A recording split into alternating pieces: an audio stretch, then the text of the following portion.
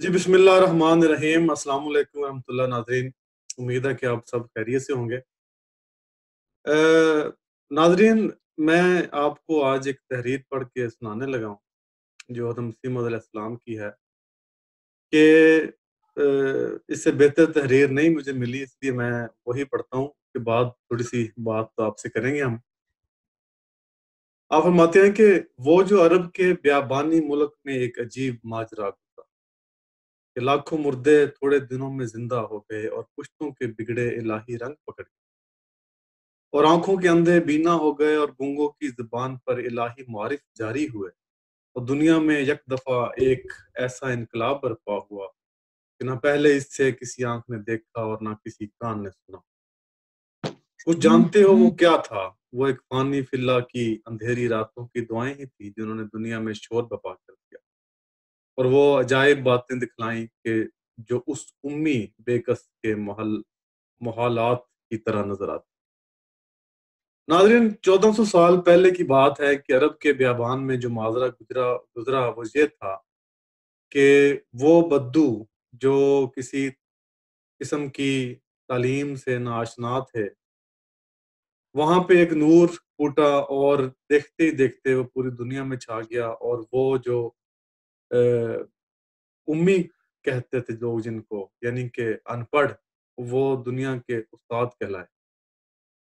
और उसके बाद दुनिया ने देखा कि आलम इस्लाम में एक वक़्त ऐसा भी आया कि सूरज ग़ुरूब नहीं होता था उसकी सल्तनत में।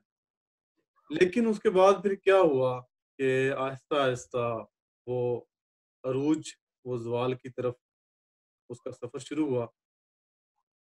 अरूज की दास्तान बड़ी तवील है, बहुत ही तवील। इसके ऊपर कितनी किताबें लिखी जा चुकी हैं और गई भी हैं। आप अगर थोड़ा-सा मुखसिर मुझसे पूछें तो खिलाफत से लेकर, खिलाफत राशिदीन से लेकर, उसके बाद फिर खिलाफत बनु उमय्या, फिर बनी अब्बास, फिर उसके बाद का बनी अब्बास ही असल में ज़वाल शुरू हुआ जब चंगेज़ खान बगदाद की तरफ ख़ुरूज किया।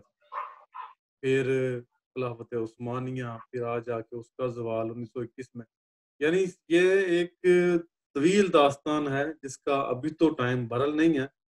लेकिन यहाँ पर हमने डॉक्टर साहब को ज़हमत दी है ये बताने के लिए कि आलम इस्लाम पर जो अब ज़वाल आया है, इसकी जो पेशगोई थी या इसका कुछ अज़रुए हदीस इसकी कोई मिलती है, शवाहिद मिलते हैं या आप सल्लम ने कोई फरमाया हो या कोई ऐसा, तो हम चलते हैं डॉक्टर साहब की तरफ और पूछते हैं कि आलम इस्लाम को ज़वाल आने की वाक़ई कोई पेशगोई थी या फिर क्या वजूहात? तो चलते हैं डॉक्टर साहब तरफ। डॉक्टर साहब अस्सलाम वालेकुम। वालेकुम सलाम वरहमतुल्लाह। हाँ जी, क्या हाल-चाल है आपके? ठीक-ठाक हैं? अल्हम्दुलिल्लाह, शुक्र है। अल्लाह ताला खैरियत रखे। जी, आज आप हमें ये बताएँ कि आलम इस्लाम को जो इतना अरूज हासिल हुआ और उसके बाद फिर दुनिया ने देखा कि उसको ज़वाल भी आया। खैर इसकी बहुत सारी वजूहात बयान की जा सकती हैं, तारीख़ी तनाज़ुर में मुख्तलिफ़ इसके जो है वो नताइज अख़ज़ किए जा सकते हैं कि इस वजह से था, इस वजह था। लेकिन आप हमें ये बताएँ कि क्या कोई हदीस से भी इसकी कोई इसका कोई ऐसा मिलता है कि आपने फरमाया हो, आप वसल्लम ने फरमाया हो कि ऐसा होगा? प्लीज़। अऊज़ु बिल्लाहि मिनश शैतानिर रजीम, बिस्मिल्लाहिर रहमानिर रहीम। अल्लाहुम्मा सल्लि अला मुहम्मदिन व अला आलि मुहम्मदिन कमा सल्लैता अला इब्राहीम व अला आलि इब्राहीम इन्नका हमीदुम मजीद। अल्लाहुम्मा बारिक अला मुहम्मदिन व अला आलि मुहम्मदिन कमा बारकता अला इब्राहीम व अला आलि इब्राहीम इन्नका हमीदुम मजीद। हमारे प्यारे आका हज़रत मोहम्मद मुस्तफ़ा सल्लल्लाहु अलैहि वसल्लम जब दुनिया में तशरीफ़ लाए तो उनके आने से पैदाइश से पहले ही उनकी वालदा को अल्लाह ताला ने ख्वाब के ज़रिए ये बताया था कि आपके यहाँ जो बच्चे की पैदाइश होने वाली है वो अल्लाह ताला के नूर का हिस्सा है। اس نے دیکھا کہ نور میرے جسم سے نکلا ہے اور وہ پوری دنیا پر چھا گیا ہے، اس نے پوری دنیا کو روشن کیا ہے. آپ کی والدہ یعنی کا کہ نام آمنہ تھا، حضرت آمنہ تھا. تو یہ خواب باقاعدہ تاریخ میں درج ہے، اسلام کی تاریخ میں بھی اور عربوں کی تاریخ میں بھی. تو اس کا مطلب یہ بھی ہم لیتے ہیں کہ حضرت نبی کریم صلی اللہ علیہ وسلم واقعی اللہ کے نور سے حصہ بہت سارا لیتے تھے اور فائدہ اٹھاتے تھے. جی. آپ کوئی بھی جب کوئی مستقبل کی بات کرتے تھے وہ اپنے پاس سے نہیں کرتے تھے، خدا تعالیٰ کا ان کے ساتھ بالکل فرشتوں کے ذریعے، وحی کے ذریعے، خواب کے ذریعے، کشف کے ذریعے، الہام کے ذریعے، کئی طریقوں سے ان کا باقاعدہ رابطہ تھا. اگر کوئی ایسی بات ہوتی جو آپ نہ بتا سکتے اس وقت تو آپ انتظار کرتے، حتیٰ کہ دیکھتے دیکھتے اللہ تعالیٰ کی طرف سے پیغام آتا تو پھر آپ وہ فرماتے کہ یہ بات ہے. اس لیے نبی کریم صلی اللہ علیہ وسلم کی جو حدیثیں ہیں، جو اس میں جو واقعی حدیثیں ہیں جنہوں نے اپنے کانوں سے سنا ہے وہ کبھی غلط نہیں ہو سکتی. بالکل. تو اسلام کے بارے میں حدیثوں کو پرکھنے کا ایک یہ بھی پیمانہ ہے کہ جو حدیث قرآن کریم سے متضاد ہے یا منافی ہے اس کو آپ بے شک چھوڑ دیں، 100% صحیح حدیث جو ہے وہ قرآن کے منافی نہیں ہو سکتی. یہ ایک پہلا، کیونکہ اصل چیز خدا کا کلام جو ہے وہ قرآن مجید ہے. قرآن شریف کے خلاف آپ کی حدیث ہو ہی نہیں سکتی، کیونکہ آپ خدا کے کلام کے خلاف کوئی بات نہیں کر سکتے تھے. اور اگر کوئی بات قرآن میں بھی نہ ہو تو پھر آپ انتظار کرتے کہ اللہ تعالیٰ مجھے اب کیا بتائے گا. بالکل صحیح بات. تو یہ ہے مقام حضرت نبی کریم صلی اللہ علیہ وسلم کا، اور اس پر ہم ایمان رکھتے ہیں اللہ کے فضل سے. تو اسلام کے زوال کے بارے میں ایک دفعہ حضرت نبی کریم صلی اللہ علیہ وسلم نے صحابہ کو بتایا کہ میرا زمانہ، میرے صحابہ کا زمانہ، اس کے بعد کا زمانہ جو ہے وہ اسلام کی ترقی کا زمانہ ہوگا، لیکن ایک وقت آئے گا کہ اسلام روح تنزل ہو جائے گا. اور اس کے لیے ہم یہ حدیث کا حوالہ پڑھتے ہیں. حضرت عبداللہ بن عمر رضی اللہ تعالیٰ عنہ سے یہ روایت ہے، آپ نے فرمایا کہ میں نے رسول خدا صلی اللہ علیہ وسلم کو فرماتے ہوئے سنا ہے کہ اللہ تعالیٰ علم کو بنی نوع انسان کے سینوں سے اچ کر یکدم نہیں اٹھا لیتا، بلکہ عالم بعمل لوگوں کی موت سے علم اٹھ جاتا ہے. تو جس طرح موت آ جاتی ہے، اگر وہ علم آگے اس مقام کا کوئی نہ حاصل کرے تو وہ علم دنیا سے ختم ہو جاتا ہے، حتیٰ کہ کوئی حقیقی عالم باقی نہیں رہتا، آہستہ آہستہ سارے ہی چلے جاتے ہیں. تو لوگ بے عمل جاہلوں کو اپنا سردار بنا لیتے ہیں. ان سے جب کوئی بات پوچھی جاتی ہے تو وہ بغیر علم کے فتوے دینے شروع کر دیتے ہیں. وہ خود بھی گمراہ ہوتے ہیں اور دوسروں کو بھی وہ گمراہی میں مبتلا کرتے ہیں. بالکل صحیح بات. اس کی تشریح میں مذہبی قوموں کے زوال کا ایک اہم سبب بتایا گیا ہے. مرور زمانہ سے علم و عمل کی حفاظت نہ کرنے کے نتیجہ میں بتدریج وہ قوم روح تنزل ہوتی ہے.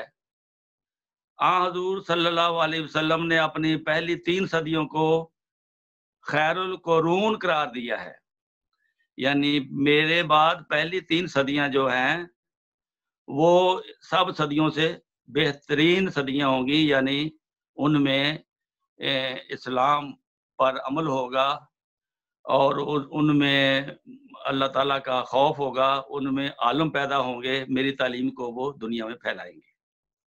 پھر فرمایا اور ہم دیکھتے ہیں کہ ایسا ہوا بھی ہے. ایسا ہی ہم دیکھتے ہیں کہ پہلی 3 صدیاں تک اسلام جو ہے وہ پوری دنیا میں تقریباً پھیل گیا تھا، حتیٰ کہ ہندوستان تک بھی اسلام پہنچ گیا، چین تک بھی پہنچ گیا تھا، یورپ میں بھی آ گیا تھا۔ تو اس سے پھر ہم دیکھتے ہیں کہ بات آہستہ آہستہ خرابیاں پیدا ہونا شروع ہو گئی۔ تو فیض اوج کے پھر 1000 سال بتایا حضرت نبی صلی اللہ علیہ وسلم نے کہ 1000 سال دور میں مسلمانوں کا زوال جو ہے وہ نیچے گر کر انتہائی نازک حالت میں پہنچ جائے گا۔ ان کی دنوی حالت اور دنوی قیادت، اقتدار پر بددیانت اور نااہل لوگوں کا قبضہ ہو جائے گا، ان کی عملی حالت بگڑ جائے گی، زنا، شراب، قتل، مال کی فراوانی کے فتنے عام ہو جائیں گے۔ تو یہ پچھلے 1300 سال میں تاریخ ہمیں بتاتی ہے کہ یہ ہو چکا ہے۔ پھر ان کی مذہبی قیادت بھی تباہ ہو جانی تھی، جیسا کہ حضرت علی کرم اللہ وجہہ نے ایک روایت کی ہے، رسول خدا صلی اللہ علیہ وسلم نے فرمایا یوشکو ان یاتی علی الناس زمان لا یبقی من الاسلام الا اسمہ ولا یبقی من القرآن الا رسمہ مساجدہم عامرۃ وہی خراب من الہدی علماؤہم شر من تحت ادیم السماء من عندہم تخرج الفتنۃ وفیہم تعود۔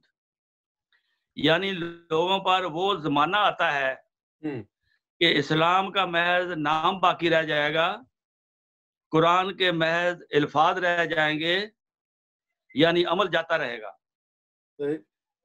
اور اس زمانے کے لوگوں کی مساجد بظاہر تو آباد ہوں گی مگر ہدایت سے خالی ہوں گی، اور ان کے علماء آسمان کے نیچے بدترین مخلوق ہوں گے، ان سے ہی فتنے پیدا ہوگا اور ان میں ہی لوٹ جائے گا۔ اچھا، یہ جو نبی صلی اللہ علیہ وسلم نے حدیث بیان کی ہے، اس حدیث میں اسلام کی حالت ظاہر کے بارے میں جو نشانیاں بیان کی گئی ہیں وہ ایک زمانہ سے منوں پوری ہو چکی ہیں۔ اس کی ہمیں مثالیں ملتی ہیں۔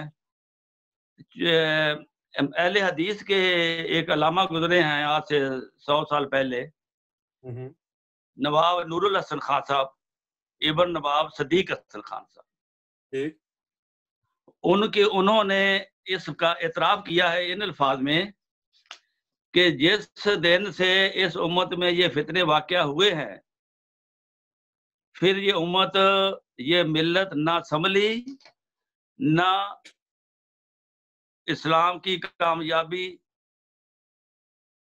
ہوئی، یہاں تک کہ اب اسلام کا صرف نام اور قرآن کا نقش باقی رہ گیا ہے۔ درست۔ مسجدیں ظاہر تو آباد ہیں لیکن ہدایت سے ویران۔ علماء اس امت کے بدتران میں سے ہیں جو نیچے آسمان کے ہیں، انہی سے فتنے نکلتے ہیں، انہی کے اندر چلے جاتے ہیں۔ یہ 100 سال پہلے کی باتیں ہیں، بالکل ایسی بات۔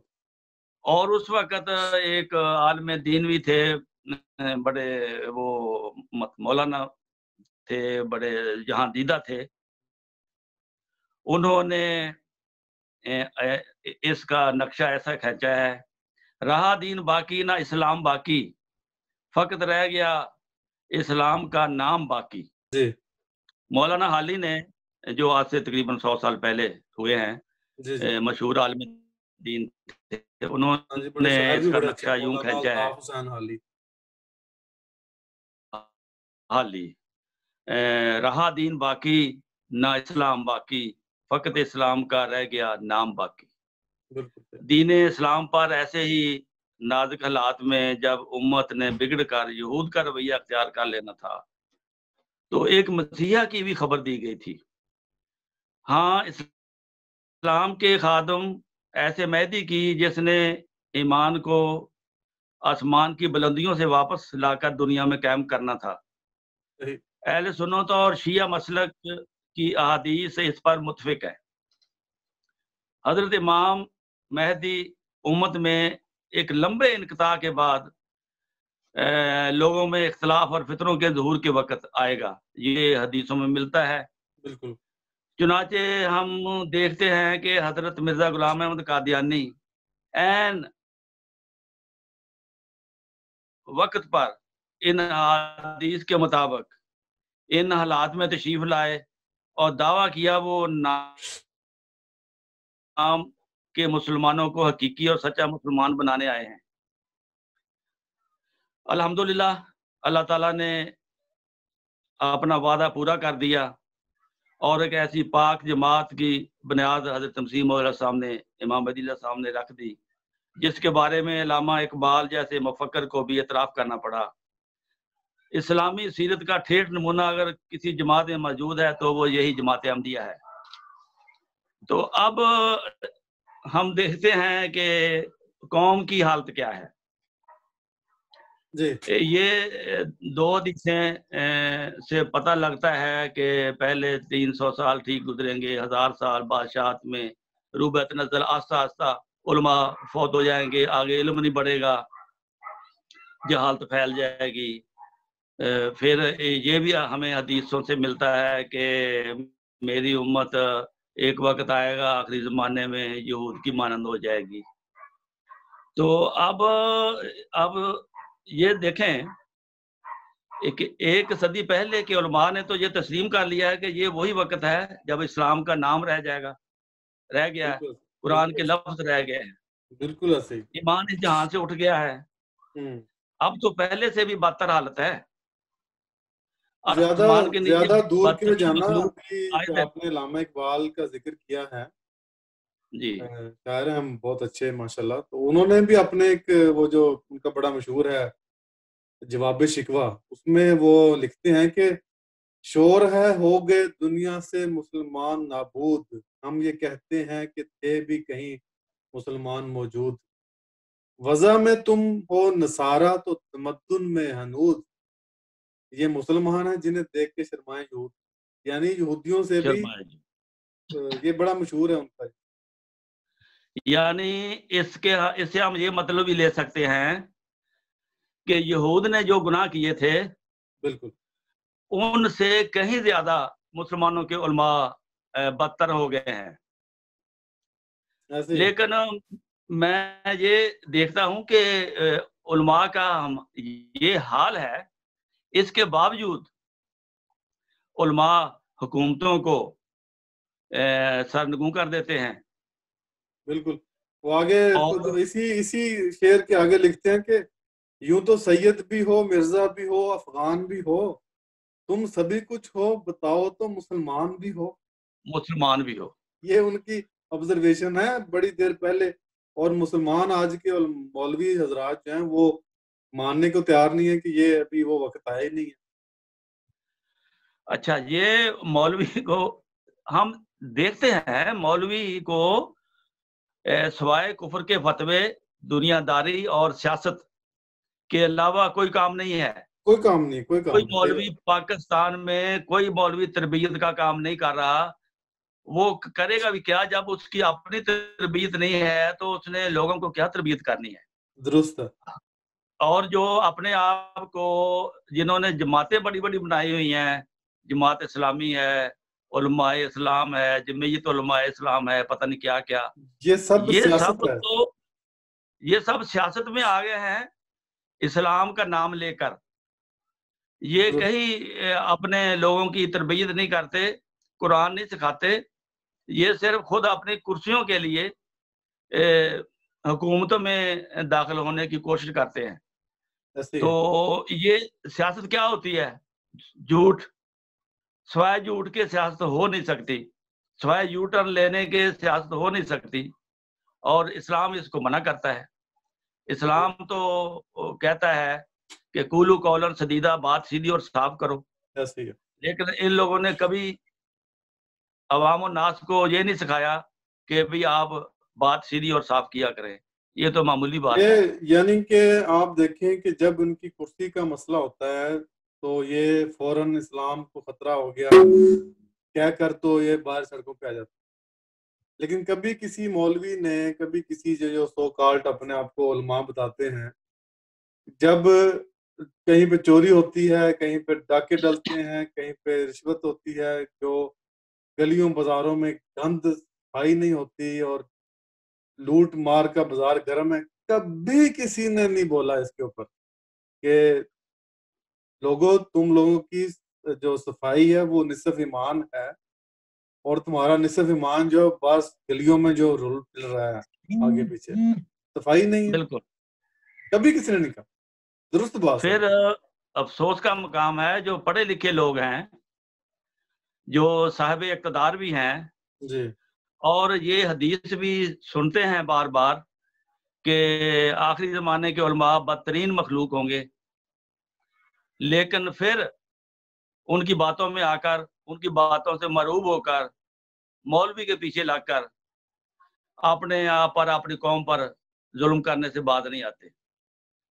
درست بات. اور اس طرح ہم دیکھتے ہیں کہ جو جرم، جو جرائم ان مولویوں کی وجہ سے پاکستان میں ہو رہے ہیں، یا دغا فریب، جھوٹے فتوے، فراڈ سیاست، جھوٹ، زنا، اغوا، بچوں کے ساتھ سکولوں میں، مدرسوں میں زیادتی، یہ سب جرائم ہو رہے ہیں اور حکومت دیکھ رہی ہے.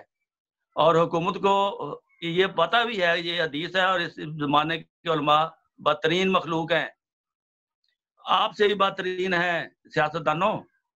تو پھر اس کے باوجود بھی وہ علماء کی باتوں کو پریفرنس دیتے ہیں اور کہتے ہیں کہ ہاں علماء جو کہتے ہیں ٹھیک ہے. تو پھر اللہ کی طرف سے کیا یہ رحمت کی امید رکھتے ہیں کہ ایسا سراسر جھوٹ، مولوی پر اندھا اعتماد، باوجود نبی کریم صلی اللہ علیہ وسلم کی حدیث ہونے کے؟ یہ تو 100 سال سے ان کی حالت یہ ہو گئی ہے کہ نبی کریم صلی اللہ علیہ وسلم نے ان کو بدترین مخلوق کہا ہے. اب اور باقی بات کیا رہ جاتی ہے؟ تو پھر ہم یہ دیکھتے ہیں کہ یہود نے جو گناہ کیے تھے ان پر خدا نے مختلف وقتوں میں ان کو نصیحت کرنے کے لیے، سمجھانے کے لیے چھوٹے چھوٹے عذاب بھیجے. بالکل اسی طرح، کیونکہ یہود کے مشابہ یہ امت ہو جانی تھی، اسی طرح اللہ تعالیٰ ان کو بھی اسی طرح عذاب سے متنبع کر رہا ہے. مثلا ہم دیکھتے ہیں کہ بارش کا بے وقت ہونا، یہ بھی عوام الناس کے لیے ایک زحمت اور مصیبت ہوتی ہے، یہ عذاب کی شکل ہے یہ. اور اس کے علاوہ بھوک کا عذاب، پھر مہنگائی کا عذاب، پھر رزق کی کمی کا عذاب، پھر سیلاب کا عذاب، حتیٰ کہ ٹڈی دل کا عذاب. یہ ٹڈی دل کا عذاب کم نہیں ہے آج کل جو پاکستان میں آیا ہوا ہے. پھر کرونا جیسی بیماری کا عذاب. یہ سب عذاب یہودی قوم کے مشابہ ہیں اگر کوئی غور کرے تو. تبھی تو خدا نے وقت پر حضرت امام مہدی علیہ السلام مرزا غلام احمد قادیانی کو بھیجا تھا کہ قوم کی اصلاح کے لیے. تو یہ آپ مجھے بتائیں کہ کون سا جرم باقی رہ گیا ہے جو یہود میں نہیں تھا اور ان مسلمانوں کے مولویوں نے کیا ہے، یا مسلمانوں نے کیا ہے مولویوں کے پیچھے لگ کر. یہ خدا تعالیٰ کے عذاب کو خود آواز دے رہے ہیں. ایسی بات. تو خدا تعالیٰ پھر بھی ان پر بار بار رحم کرتا چلا جاتا ہے، کیونکہ وہ نہیں چاہتا کہ کسی قوم کو جو رسول خدا صلی اللہ علیہ وسلم کا نام لیوا ہو اس کو ایسے تباہ کر دے. لیکن یہود کو جب اللہ تعالیٰ نے دیکھا تھا کہ یہ چھوٹے چھوٹے عذابوں سے یہ بات نہیں آتے، آخر اس کا علاج پھر اللہ کے نزدیک یہی تھا کہ ان کو اور ان کے بادشاہوں کو اور فوجوں کو سب کو سمندر میں ڈبو دو. تو وہ کیا ہے کہ خدا را اس عذاب سے بچے کہ ساری قوم کو نہ لے ڈوبے. تے ہماری تو یہ آپ کو یاد دہانی کرانی ہے کہ رسول خدا صلی اللہ علیہ وسلم نے جو پیش گوئیاں فرمائی تھی، جو آج کل کے زمانے کے بارے میں بتایا تھا، وہ 100% پورا ہو چکا ہے، وہ سچا ہو چکا ہے. اس کے گواہ موجود ہیں، اس کو زمانہ دیکھ رہا ہے. آپ کتابیں نکال لیں، سامنے رکھ لیں، جو کچھ بتایا تھا وہی کچھ زمانے میں ہو رہا ہے. غریب پر ظلم ہو رہا ہے اور بڑوں کو مختلف قسم کے جو ہے جرم کرنے کی جو آپ اجازت دے رہے ہیں. تو یہ اللہ تعالیٰ کو ناپسند ہے. جب تک آپ معاشرے میں انصاف کو پیدا نہیں کریں گے تو اللہ کا رحم آپ کے معاشرے میں نہیں آئے گا. تو نبی کی صلی اللہ علیہ وسلم نے جو ہمیں لا اکراہ فی الدین کی تعلیم دی ہے کہ دین میں کسی قسم کا جبر نہیں ہے، یہ اسلام کا بڑا سنہری اصول ہے. لا اکراہ فی الدین. اور تم لوگ حکومت اور قانون کو لے کر جبر کے ذریعے جماعت احمدیہ کو قانون کے ذریعے غیر مسلم کا کرنا اور ان کو پھر منوانا چاہتے ہو، تو یہ خدا کے عذاب کو دعوت دینے سے کم نہیں ہے. تو میں تو کہوں گا اللہ تعالیٰ آپ پر رحم کرے. آپ اس بار غور کریں کہ ہم یہ کیا کر رہے ہیں، کہیں خدا کے بڑے عذاب کے نیچے نہ آ جائے. بالکل جی، اللہ کرے کہ بڑے عذاب کے نیچے نہ آئے یہ قوم، اللہ تعالیٰ اس پر رحم کرے. جی ناظرین، آپ نے سنا ڈاکٹر صاحب کی جو انمول باتوں کو. بہت قیمتی یہ باتیں ہیں جس کا سمجھنا اس دور میں بہت ضروری ہے. اگر اس دور میں بھی کوئی اس ضد پہ اڑ جائے کہ نہیں جی ابھی تو امت جو ہے وہ ابھی ماشاءاللہ تقوی اور نیکی پر قائم ہے، تو ان کو ان کے اکابرین کو ہی سن لینا چاہیے. جیسے ابھی اقبال کا میں نے پڑھ کے سنایا تھا کہ انہوں نے کیا حالت زار بیان کی ہے. اسی طرح ایک اور مولانا الطاف حسن علی پھر بیان کر چکے ہیں. اس میں ایک اور میں ایڈ کرنا چاہتا ہوں کہ وہ لکھتے ہیں کہ خاصہ خاصان رسل وقت دعا ہے، امت پہ تیری آ کے عجب وقت پڑا. وہ دین ہوئی بزم جہاں جس سے چراغاں، کہ جس دین سے بزم میں چراغاں ہوا، اب اس کی مجالس میں نہ بتی ہے نہ دیا ہے. روشن نظر آتا نہیں وہاں کوئی چراغ آج، بجھنے کو ہے اب اگر کوئی بجھنے سے بچا ہے. یعنی کہ یہ آخری ہے کہ اگر ایک چراغ بھی رہ گیا تو وہ بھی بجھنے والا ہے. اس کے بعد اپنے کابرین کے ہی پڑھ لیں، علامہ اقبال کے تعداد پڑھ لیں کہ اگر کسی نے اسلام زندہ دیکھنا ہو تو وہ کہاں پہ دیکھے جا کے، یہ بھی وہ خود بھی فرما گئے ہیں سارے. سید احمد خان مثال کے طور پہ یہ آپ کے ہی بزرگان جنہوں نے امت کی حالت زار کو بتایا اور پھر یہ بھی بتایا کہ اسلام کہاں پہ زندہ ہے. تو آپ نے سنا ڈاکٹر صاحب نے آپ کو بڑے واضح الفاظ میں حدیث کی روشنی میں بتایا کہ اسلام پہ ایسا وقت آئے گا، اور چونکہ آمد صلی اللہ علیہ وسلم کی حدیث ہے جھوٹی تو ہو نہیں سکتی، اور وہ آ چکا ہے وقت. اور اس کے بعد ان کی جو دوسری حدیث ہے کہ ایک پھر اگر آسمان ثریا ستارے پہ بھی چلا گیا تو وہ وہاں سے بھی ایک شخص واپس لے آئے گا. تو خدا را آپ اس شخص کو ڈھونڈیں جو اسلام واپس لے کے آیا، اور اپنے کابرین کو سنیں جنہوں نے یہ کہا ہے. آپ خود ڈھونڈیں کس نے کہا ہے، میں تو بتا دوں گا کس نے کہا ہے کہ اسلام اگر کسی نے زندہ دیکھنا ہے تو جا کے قادیان میں دیکھیں. تو ظاہر ہے ان کو کچھ نظر آ ہی تھا تو پھر ہی انہوں نے کہا. تو پھر یہ بھی پیشگوئی پوری ہو چکی ہے کہ جو فتنے ہیں وہ مسجدوں سے نکلیں گے اور ان کی طرف واپس لوٹا دیے جائیں گے. آج کی صورتحال پہ آپ غور کر لیں. آپ علماء کی مسجدوں میں چلے جائیں, کفر کے فتوے تیار ہیں. کبھی کسی نے یہ نہیں کہا کہ علم حاصل کرو, کبھی کسی نے کہا کہ سائنسدان پیدا کرو, کوئی دین. وہ مدرسوں میں علماء پیدا کر کے, کفر کے فتوے دینے والے پیدا کر کے کیا دے رہے ہیں انسانیت. بات تو ساری یہ ہے. کرونا آج کا ایک عالمی مسئلہ ہے. کسی مسلمان ملک کے مدرسوں سے یہ آواز نہیں اٹھی کہ ہم اس کے اوپر تحریک ریسرچ کرتے ہیں, تحقیق کرتے ہیں اور اس کا کوئی علاج ڈھونڈیں. سارے مسلمان پوری دنیا کے بشمول پاکستان, وہ سو کالڈ جو کافر جن کو یہ کہتے ہیں, ہمارے محسن ہیں, یہ ان کے منتظر ہیں کہ کب وہ کرونا کی ویکسین نکالیں اور مسلمان اس کو جو ہے وہ استعمال کریں. اور مزہ کی بات میں آپ کو یہاں پہ ایک بتاتا چلوں آخر پہ, ٹائم چونکہ ہو گیا ہے. جب کرونا کی ویکسین آ جائے گی نا تو یہ دیکھ لیں آپ کہ کسی نہ کسی مسجد سے کوئی نہ کوئی مولوی اٹھے گا اور وہ کہے گا یہ جی دیکھو یہ تو ہمارے فلاں پیر نے اور فلاں کتاب میں یہ پہلی درج تھا کہ یہ جو ہے وہ دعا تیار ہوگی. تو بھائی اگر بعد میں کرنا تو پہلے کر لیں آپ پلیز. تو اس کے ساتھ ہی ہمیں دیجیے اجازت. انشاءاللہ اگلے پروگرام میں پھر آپ سے ملاقات ہوگی. ڈاکٹر صاحب آپ کا بہت بہت شکریہ, تھینک یو ویری مچ. تب اگلے پروگرام کے لیے اجازت. اللہ حافظ.